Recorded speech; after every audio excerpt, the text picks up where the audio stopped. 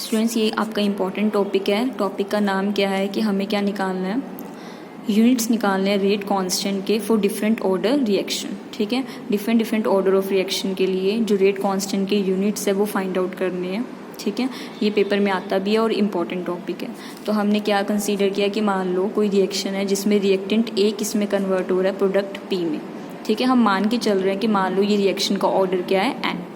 ठीक है, कि मतलब जो रेट ऑफ रिएक्शन है वो रिएक्टेंट की कंसंट्रेशन की पावर किस पे डिपेंड कर रहा है, एन पे। ठीक है, रिएक्टेंट की कितनी पावर पे डिपेंड कर रहा है, एन पे। अब आपको पता है रेट ऑफ रिएक्शन के यूनिट क्या होते हैं, मोल पर लीटर पर सेकेंड, कल बता दिए थे। और आपको पता है कंसंट्रेशन के यूनिट क्या होते हैं, मोल पर लीटर।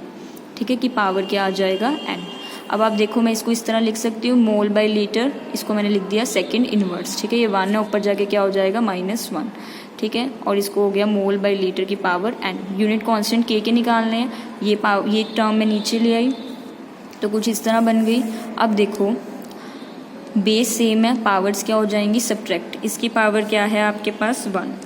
ठीक है, तो यहाँ पे क्या आ जाएगा, बेस सेम है, पावर सब्ट्रैक्ट हो जाएगी, तो ये क्या हो गया 1 - n, और ये क्या आ गया, सेकेंड इनवर्स। तो ये एक तरह से आपके पास जनरल फॉर्मूला आ गया for calculating the units of rate constant for different order of reaction. N क्या है आपके पास, ऑर्डर ऑफ रिएक्शन।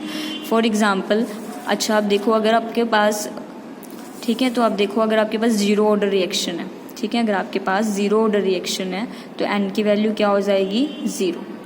ठीक है, तो उस केस में आपके पास यूनिट्स क्या आ जाएंगे, मोल पर लीटर। यहाँ पे क्या आ गया 1 - 0, और यहाँ पे आप देखोगे सॉल्व करके तो क्या आ जाएगा, मोल की पावर 1, लीटर की पावर -1, सेकेंड इनवर्स। ठीक है,